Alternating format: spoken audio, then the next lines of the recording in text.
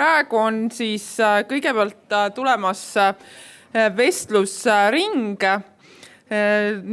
koondpealkirjaga Bauhausi puhastus tuli ja jätkaksime missiooniga õppejõududest rääkimist, et üles astuvad siis Ivjels Schneider ja Vello Liiv ja peale seda räägib siis Eero Jürgenson Euroopa sisearhitektuuri hartast ja siis tutvustatakse põnevaid objekte. Seejärel selleks on siis Tarmo Piirmets, kes räägib natuke meie uuest majast ja kaosarhitektid tutvustavad näiteks Vastseliina palverännumaja ja samuti Viljandi Park hotelli, et mis on mõlemad silmapaistvad objektid ja päev lõpeb vestlusringiga, mis kannab siis kergelt provokatiivset pealkirja Sisearhitekti surm, aga see on küsimärgiga muidugi. Aga siis jätkaksime vestlust ja Maile Grünberg puhul selgus, et ta viimasel minutil siiski ei saa meiega liituda, aga küll aga on siin Eesti Sisearhitektide Liidu juht Pille Lausmäe ning siis pikaaegne sisearhitektuuri osakonna juhataja ja professor Toivo Raidmets ja samuti siis liitub meiega Reijo Raudsepp, kes on siis Ars projektist üks väljapaistvamaid sisearhitekte.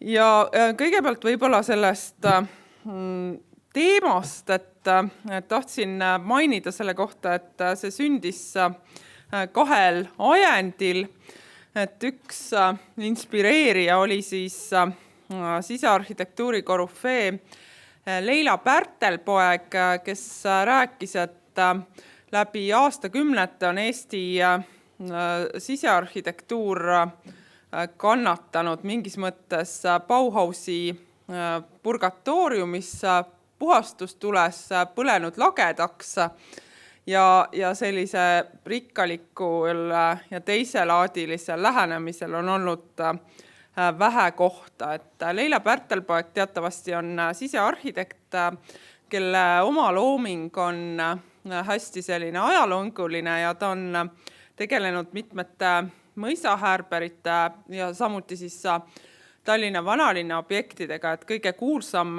tema teos on siis kahtlemata, või millega nad on tegelenud, on siis Tallinnas vähemalt on siis Tallinna Raekoda, et kus ta siis just sellist uut ja vana on väga põnevalt püüdnud segada. Ja teisalt siis ühel arutelul Reijo Raudsepp mainis samuti, et kuidas Bauhauslikud väärtused, mis on siis selline modernistlik, kas või modernistlik taheplaani lahendus ja ausad materjalid ja siis mõtteselgus on samuti olnud siis Eesti sisearhitektuurile olulised, et ma loodan sellest siis kohe selles ringis täpsemalt aimu saada, et kas see Bauhauslik lähenemine on siis üks hirmus või vägagi eluvajalik asi. Et palun, et tulgem siia ette. See minupoolne, nagu ma rääkisin, see minupoolne teema oli mõnes mõttes väike provokatsioon, et ma olen kuidagi aru saanud ja ka kirjutan kuidagi suhtunud sellest Bauhauslikus modernismi, et Bauhaus oli teatavasti siis Esimese maailmasõja järel moodustatud selline, ütleme, disaini, arhitektuuri ja kunstikool Saksamaal, mis siis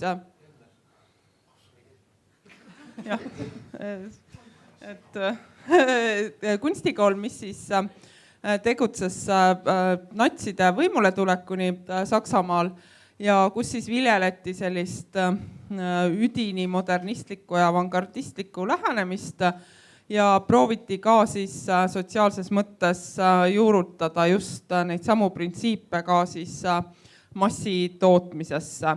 et tollal ajal ju teatavasti valmisid põhilised prototüübid, üksikud näidiselamud ja see stiil võib-olla ehk siis funktsionalism ei disainis ega siis arhitektuuris niivõrd mõjuvõimas ei olnud, kui siis peale seda, kus lahti läks masseehitus ja need uued ehitustarindid ja ka teiselaadilise esteetika populaarsus said tavalisemaks.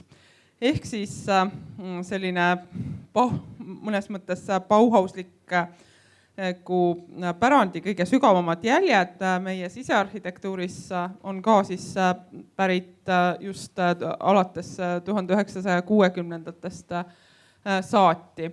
Et ma kõigepealt küsiks siis Toivolt, et sinu enda looming on olnud mõneti selline väga vastuoluline, et ühelt poolt oled sa olnud üks meie tuntumaid postmoderniste, teinud väga selliseid eksperimenteelsemaid, tsitaadirohkeid vorme, vaata et erootilisi sisekujundusi, kui ma mõtlen Eesli talli vallatu keldri peale, või siis ka siis näiteks neid talupoja jändrikest inspireeritud mööblitükke, aga viimasel ajal sa ikkagi räägid, et sisearhitektuuris ja disainis on väga tähtsal kohal just ausus, ausad materjalid ja mingis mõttes selline modernistlik lähenemine. Nii ta on, olema kuuldel. Et see postmodernistlik perioodikene, see oli, ütleme, selline kõrvalepõige moest inspireeritud johtuv, mis meil siis korraks siin valitses, millega siis noor inimene innukalt kaasa jooksis, aga see ameldus piisavalt kiiresti ja tulin jälle oma vanade koolist, jah, võiks öelda, koolis õpitud ja omaseks saanud liistude juurde tagasi. Mis puudutab nüüd Bauhausi, ma ei oska temast väga pikalt ja laialt rääkida, aga küll ma imestan, miks näiteks konverentsi Bauhaus elus või surnud või mis iganes teemal, miks Bauhausi põhiseid konverentse, see on nii huvitav nii meie modernistlikule olemisele, nägemisele, nii põhjapanev asi, et seda nagu tahetakse ära unustada, sellest üldse mitte rääkida, et see on minu jaoks mõistetamatu. Kus siis see Bauhaus modernism, mida see nüüd minu jaoks tähendab, kuidas see minuni jõudis. Ma olen selline nõukaaegne laps, kes muidugi idealiseeris Eesti-aegset olemist ja väärtusi, loomulikult vormikultuuri, kui sellest huvilenuna kusagilt võiks äiapapa kaudu, kes oli arhitekt Paul Aarman, sattus ka minu kätte huvitavaid materjal, oli siis Deform ajakiri 33. aastast, mis oli plaksuga pildi ette mul suu lahti oli, uskumatu, mis asjad olid juba olemas. No nii, ja siis muidugi kooliaeg. Ei olnud mingit muud juttu. Meie õppejõud olid just äsja ise vabanenud sellest, mis seda äsja, aga mõned ajad vahet ikkagi sellest stalinismi painest või see on neile kenasti meeles ja loomulikult nende suhtumine ja käekiri oli modernistlik ja rahvusvaheliselt tänapäevane. Ja mida siis loomulikult kogu oma innukusega nad meile ka elavalt edasi kandsid. See on niivõrd endastmõistetav vaadata asju maailma sind ümbritsevat mateeriat loogilises seoses, et mõelda, et vorm jälgib funktsiooni, kuidas palju võib seda asja painutada, enne kui ta puruks läheb. Mul on selles vallas õnne olnud, ma olen selline maakandi poiss, kellel see mateeria oli maast madalast ümberringi ja temaga toime tulemine oli see siis kaseotsast alla kõõlumine või millegi vestmine, voolimine, see oli, see andis mulle nagu 2 takti ette kenasti. Aga nüüd siis, mis sa naerad? Mu jutt on natuke hüplik, eks ole. Aga nüüd oma olemised ja oma olemine ja mõtlemine, kuidas see nüüd kajastub minu enese loomingus. No ma vaatan, mis iganes disainiga ma parasjagu tegelen, mida sellest veel ära saab võtta, ilma et ta nüüd katki läheks või pikali kukuks või no ühesõnaga enam kui mõistlik vaadata, kuidas sa saad oma ülesande ratsionaalsemalt ära lahendada. Kas see on nutikuse preemiat väärt. Seda kuhjata, mis iganes dekoratsioone, triibutada. No see on ju igaüks oskab seda teha, et kühvliga torti pilduda, ma ei tea, vastu seina või kuhu iganes, et see pole ju üldse huvitav ja hoopis vaadata, kuidas sa saad selle asja nii materjalipäraselt ja nii pragmaatiliselt toetud, et ega mingisugust ilu ei ole üldse kunagi mitte milleski minust vormiloojal tarvis taga ajada, see sünnib iseenesest, kui asi on konstruktiivselt mõistlik, materjalipärane, see, ma ei tea, sa ei pruugi olla mingi eriala inimene, et saada aru, et selle on üks, no ma ei tea, võib-olla peame natuke vahet tulema tagasi.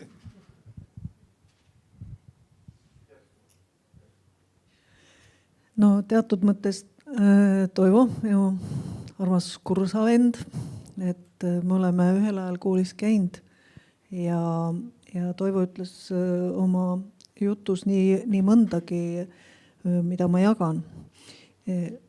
Seoses Karini sissejuhatava etteastega ja kui sa mainisid Leilat, siis mul millegipärast meenub kaunis niisugune vastuoluline seik nüüd sinu selle jutu peale, et Leila tegelikult andis meile mööbli ajalugu ja ta oli fantastiline õppejõud selles mõttes, et ta oskas meile seletada ka seda ajaloolist tausta. Ja ma väga hästi mäletan, kui hästi ta põhjendas lahti, miks Bauhaus tekkis. Ja mis olid need ajastu muud märgid ja see olustik ja kuidas tekkis toru ja torust mööbel ja need seotised ja kui murranguline see oli ja missugune puhastustuli käidi siis läbi, et võeti, ütleme, dekoreerimine oli täielik tabu ja see oligi selge liialdus ja sealt edasi siis arenes see kultuur, mida me praegu peame iseenesest mõistetavaks, aga kui hästi ta just rääkis, et tol hetkel, kui Bauhaus tekkis, kui revolutsiooniline see oli. Ma olen ka nõus sellega, et kui mõelda, et see aeg oli ju tegelikult hästi vaene, et see oli sõjast oldi just läbi tuldud ja mingis mõttes inimestele tundus, et kõik konfliktid on siis tingitud rahvaste vahelisest erinevusest, et mingis mõttes, et kui me oleksime ühtemoodi, käiksime ühtemoodi riides, nagu ka mõned bauhauslased kirjutasid ja tarbiksime ühtemoodi asju, et siis meil oleks lihtsam elu. No ja siis sellest hetkest arenes ka, ma julgen väita, teatud esteetika, mis on jõudnud meie tänasesse päeva. Edasi me räägime, mis meid on väga palju mõjutanud, on ka Skandinaavia mõjud. Ja nagu Toivogi siin rääkis, mis seal ikka tuleb asju lahata läbi enda kogemuse ja olles saanud siis seda haridust ja seda põhjalikkust, millele ka Mait viitas ja Taevo, et kus rõhutati nagu seda konstruktsiooni ilu või ütleme seda ilu, mis tuleb seestpoolt. Ja ma olen püüdnud ka oma tudengitele selgitada, kes kobavad vormi ümber, et unustage ära, tehke see asi kõigepealt nagu plaaniliselt selgeks ja julgen oma 20-aastase sisearhitekti kogemusena öelda, kui plaan on ilus, siis see toimib ja ka see ruum on ilus. Et nii ta paraku on. Ja nüüd vaadates tagasi võib-olla uute Eesti ajärgu, et meie see niisugune ilus selge esteetika, mis ka nendest visanditest tihti välja kuurub, et mitte millestki tehti väga ilusaid asju.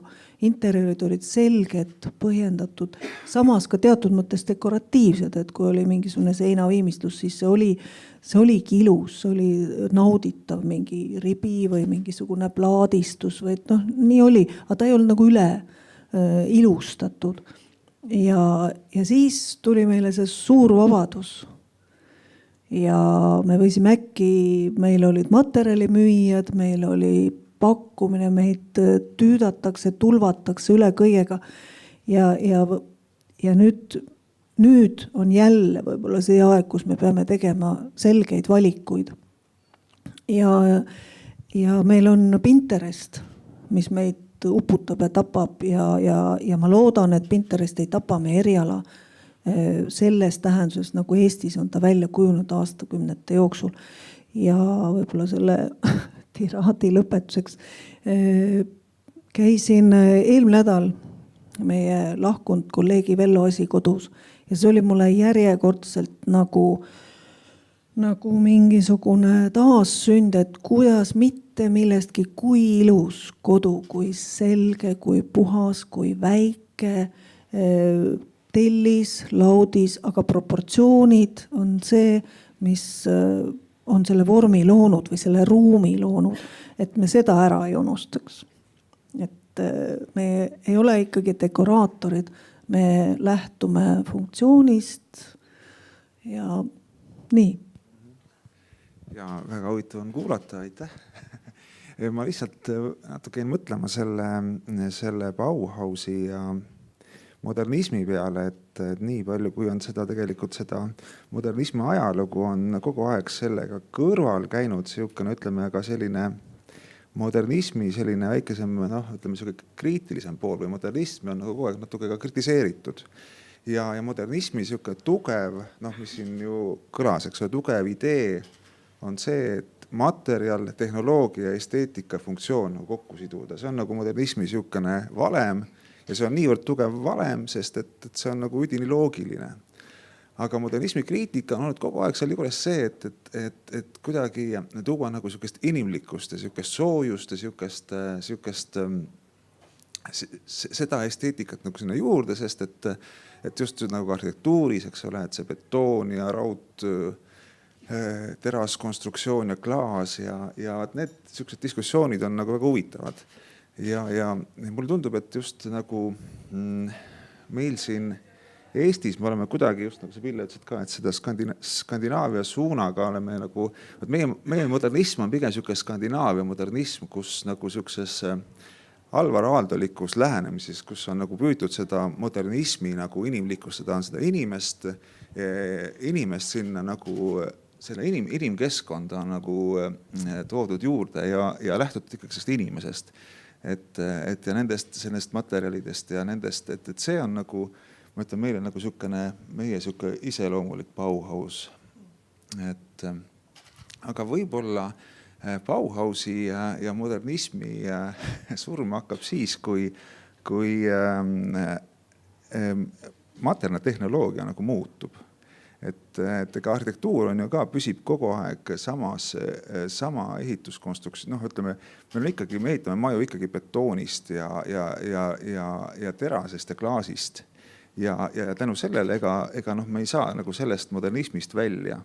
Aga võib-olla see on lihtsalt siuke intriig mõte, et kui me hakkame ükskord nagu asju 3D-s printima, siis meil sellest Bauhausi modernismi valemist kaob nagu üks väga oluline asi ära, mis on siis see materjali tehnoloogia. Me saame materjali käsitleda hoopis teistmoodi ja võib-olla siis on nagu huvitav aeg, kuidas me siis mismoodi me hakkame oma ülesandeid püstitama, lahendama. Aga see on siuke väike intriig lihtsalt. Ja mina jälle provotseeriks vastu, et kui me vaatame ajaloolisi kõrgstiile, et tegelikult ütleme juugendini välja, siis ka kaunistamine oli ju sügav osa normaalsusest, mitte ainult siis kõrgstiilis ehitiste puhul, vaid ka siis täiesti tavalistes kohtades, et mulle esimese näitena, kurioosse näitena alati meelub Haapsalu raudtee tööliste elamud, kus isegi siis puidust välikäimlal on siis ka selline, see laudis on selline saepitsiline, et et mingis mõttes mulle tundub, et see on ka, kipub olema see mõttestamp, et see ilu peab tingimata olema siis ütleme ausas liimpuidus või siis betoonis või raketises, et miks me ikka ei võiks nagu selliseid inimestele meeldivaid nipsasjakesi teha, et see on ju samavõrra nagu ütleme, kui me vaatame jälle ajalugu olnud normaalsus, et mõneti ju me pole olnud kunagi nii rikkad, kui me oleme tänapäeval. Jah, võib-olla see juugend siia tuua on nagu täitsa tore selles mõttes, et juugend ju rääkis tegelikult uuesti looduskeskkonnast. Küll esteetilises mõttes, et loodu on nagu, meil on nagu, me oleme üks selle looduskeskkonna nii-öelda osa, loodus inspireerib meid kõige rohkem, juugend lasi ennast ka loodust inspireerida, et selles mõttes nagu praegu see loodus on pigem meil nagu see keskkonna probleem. Et ma arvan, et järjest rohkem me hakkame nagu arhitektuuris üldse selles keskkonnas, mida me loome, nagu mõtlema, mis on see keskkonna jälg, kuidas see mõjutab meie seda keskkonnaressurssi, ka ütleme, ka linnaruum on keskkonnaressurss, ka ütleme, igasugune ehitatav objekt on keskkonnaressurss, et mismoodi nagu, mis jälle see jätab või kuidas see meid mõjutab, et aga jah. Ma ei oska neid nipsasjaks väga kommenteerida, et mu suured lemmikud ei ole ja võib-olla see järjekordselt johtub ka koolis, sest kooli ajal ma ei mäleta, kelle see lemmikväljend oli, Tammel või Asil, et vedeljuugend on, see oli ikka nii kehvasti öeldud, et hoia piip ja prillid. See oli sõimu sõna, see oli üks väike itsitamine või muige korras, aga tõepoolest see võttis lausa 20 aastat aega, enne kui siis avali silmi võisid kas Riia juugendit või Ortat Brüsselis nautida, et ei sugugi ei keelaks ära, aga see koolivits on nii kõvasti sees. No ma arvan, et dekoreerimine ei kao kuhugi nii kaua, kui meil on tellijad ja me peame selle ka hakkama saama. Nii et jah, et mulle meeldib ka sinu selles kuldne mosaiik seal ühes, mis seal Transgrupi. Jah, Invest. Ja see oli võib-olla samasugune vimka nagu Toivo kasejalgadega kohvilaud. Aga kuidagi kuulates neid mõtteid olen tihti leidnud ennast ka selliselt tabamuselt, et sisearhitektuur on väga seotud arhitektuuriga. Ja kui on hea arhitektuur, siis vahest mul tundub, et polegi sisearhitekti väga vaja. Aga see on hoopis teine teema. Sest kui me räägime ruumist ja ruumi proportsioonidest, akendest ruumis, lagede kõrgustest, uste kõrgustest, kõigest sellest. Ja siis me selle kaudu jõuame minimalismini, et dekoratsiooni kaotamine ja minimalism, nende vahele ei saa kirjutada võrdusmärki. Ja kui paljud tellijad võib-olla ütlevad, et ma ei taha minimalistlikku interjööri, siis nad arvavad, et see on ruum, kust on siis kõik ära kraabitud. Et nii lihtsalt need asjad ei ole. Kõlab iseenesest väga veenvalt, aga ometigi me näeme, et sellist vormi ja värvi ja rõõmu nagu siis meie seas mitte viibib, ütleme, tühjatoolina esindatud Maile Grünberg esindab, et seda on ikkagi häbematult vähe, et mingis mõttes nali, et Eesti sisearhitektid tahavad teha midagi vahelduslikku ja siis musta ja valge asemel jõuavad hallini, et see on üsna tõene, et kui me vaatame kas või siin saaliski ringi, et ma ei mõtle minust erinevat riietust, aga ma eelkõige mõtlen siis kujundust. Kuis nii, et milles värvi ja vormi pelgus? No ma ei tea, võib-olla väikesest riskialdisusest või lihtsalt laiskusest. Kas või ma muigasin, kui seda näitust üles pannes keegi asjapulk minu käest küsis, et sein ei olegi must, see, mis praegu on roheline, sohoh, mida innovatsiooni. No vaadates tõesti ringi, kas arhitekti standardriietust ja vormiriietust üleni mustas nagu kiriku õpetajad, prillid ka on, mida mustem, seda änksam ja ka seda musta meie ümber.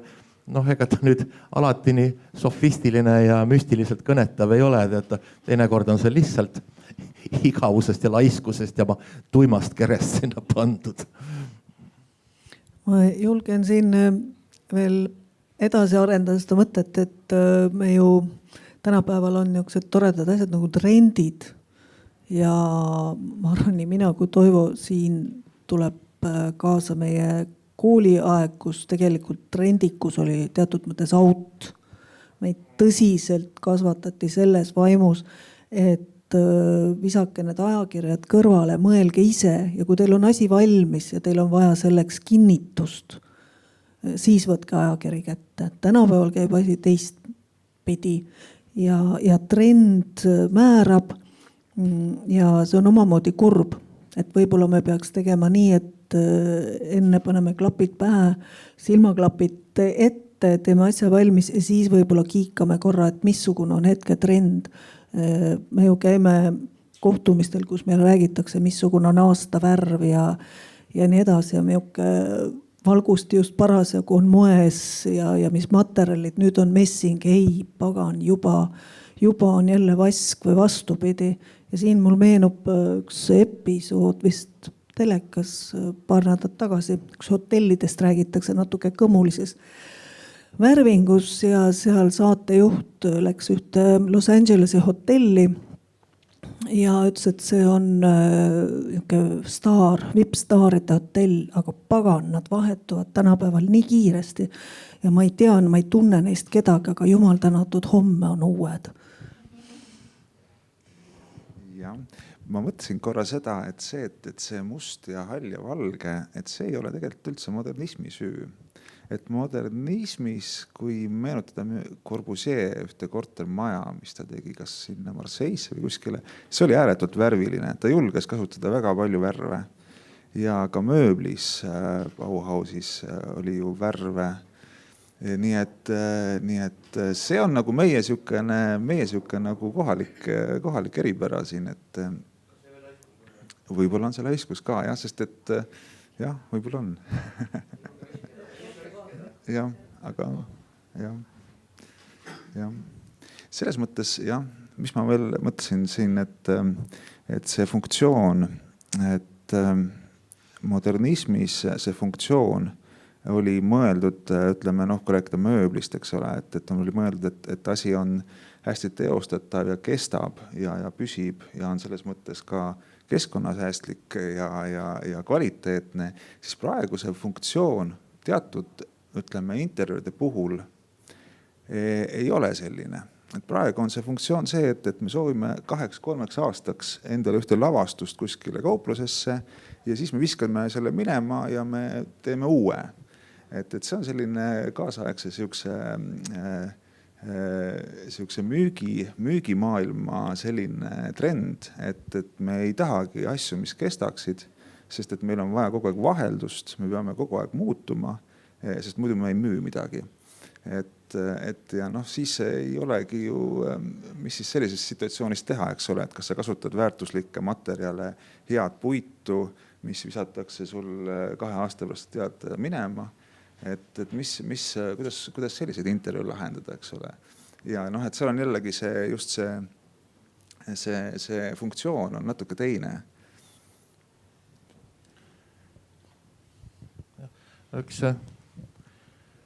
Bauhausi printsiipe oli ruumi kujundamine totaalselt või kompleksselt.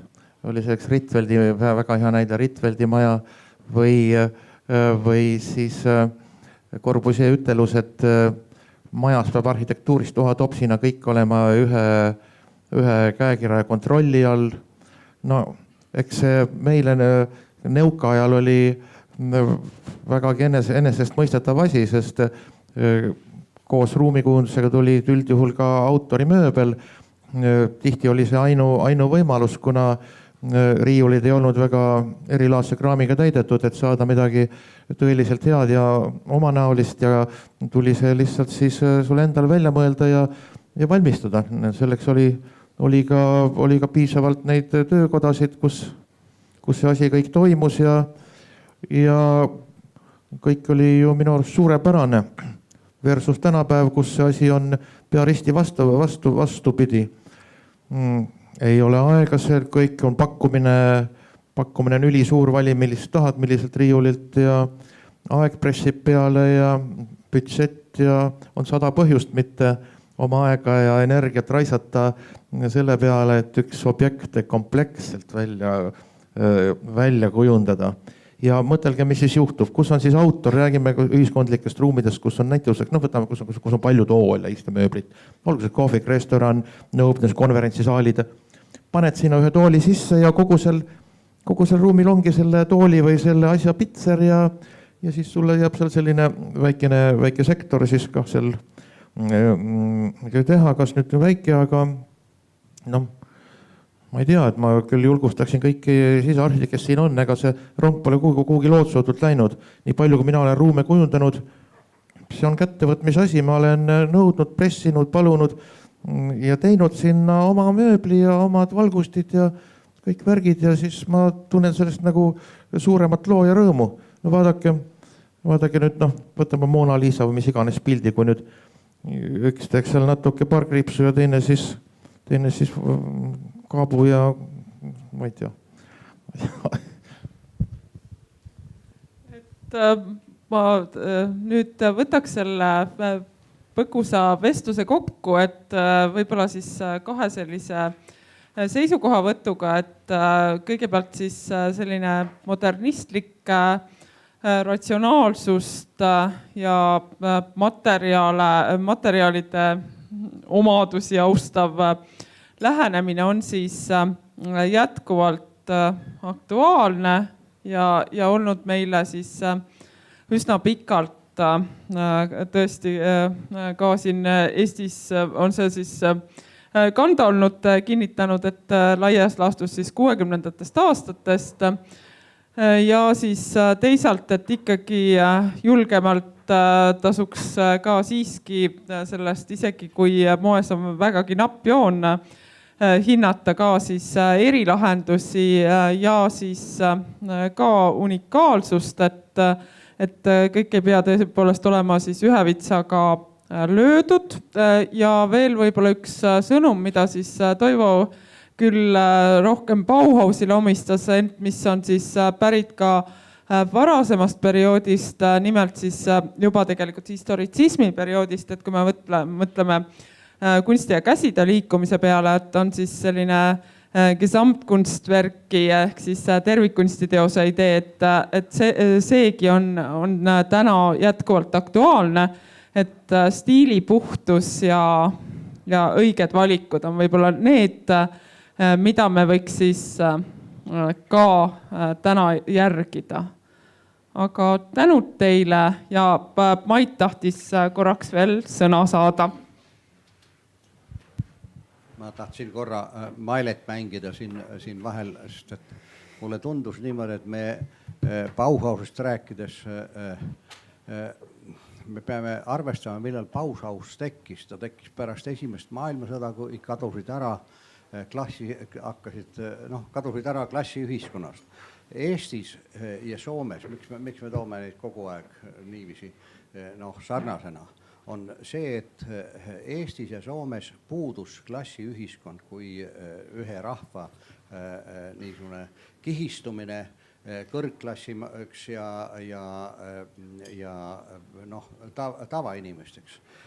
Sest et see Bauhausi stiil on tegelikult keskklassi stiil. Ja kui me nüüd meie selle individuaalelamute projekti näitus oli kui ma ei eksi, ta oli Belgias, siis belglased ütlesid, ma vabandan selle otsekohesuse pärast, sest nii mulle nad ise ütlesid, et niisugust juudi araabia arhitektuuri Belgiasse kunagi ei tule. Sest et see on tõesti, selles riigis ei ole ta lihtsalt vastuvõetav, sest see on klassiühiskond. Kui me võtame Inglismaad, siis inglaste jaoks dekoreerimata asi ei ole üldse ilus. See, et nad saavad aru selle Skandinaavia vormi ilust, nojah, tal ütleb, see on otstarbekas, aga ta ei ole ilus, vaid ta on ilus alles siis, kui ta on dekoreeritud. Sõja ajal ja pärast sõda, kui Inglismaal oli väga rasked ajad, siis keelati kogu portselanid, mis on Inglismaal väga hinnatud ja oma just dekoratsiooni ja selle poolest, siis seda lubati teha, dekoreeritud portselani lubati teha ainult ekspordiks, aga kodus ei tohtinud seda üldse kasutada. Tähendab, kodumaal, Inglismaal ei tohtinud seda inimestele müüa, sellepärast, et meil on ju ülesehituse periood, meil on kasinuse aeg ja selle tõttu Inglismaal pärast sõda portselani üleüldse kodumaal müüdi ainult valget portselani. Ja mitte sellepärast, et see oleks väga ilus olnud, vaid üritati seda öelda, et me oleme vaesed. Ja see juugendi niisugune sidumine looduse ja kõige sellega, see on ainult välisvorm, väline väljanägemine, sellepärast, et tegelikult juugendi tippteosed olid käsitöönduslikud ja äärmiselt kallid. Ja neid said tellida ainult väga rikkad inimesed. Ja see oli rikkuse näitamine, täpselt samuti nii nagu rikkuse näitamine Inglise murul on see, et mul on maa, mida ma ei kasuta juurvilja kasvatamiseks. Sellest tekkis seal on need tagamaad tegelikult. Mina muidugi juugendi puhul ka kommenteeriksin, et seal ei ole kindlasti mitte ainult loodus ega ka jõukus, aga kindlasti ka need uued konstruktiivsed lahendused, et kui me mõtleme kas või, et varem ju metalli ja klaasi nii laialt ruumis ei kasutatud, et mingis mõttes see loodus oli pigem dekoratsioon ja inspiratsiooniallikas ja teisalt on ju seal juugendi sees ju ka Adolf Loos, kes vastupidi eitas ornamenti ja leidis, et sellist masinlikku ja tema lausa ütleb, et impotentsust mustrite loomise mõttes peaks olema tänapäevases keskkonnas enam.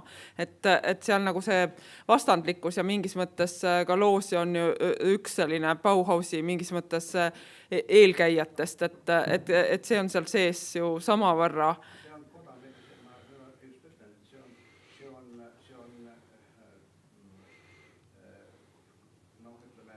Keskklassi arhitektuur ja keskklassi arusaamine sellest oma positsioonist ühiskonnas.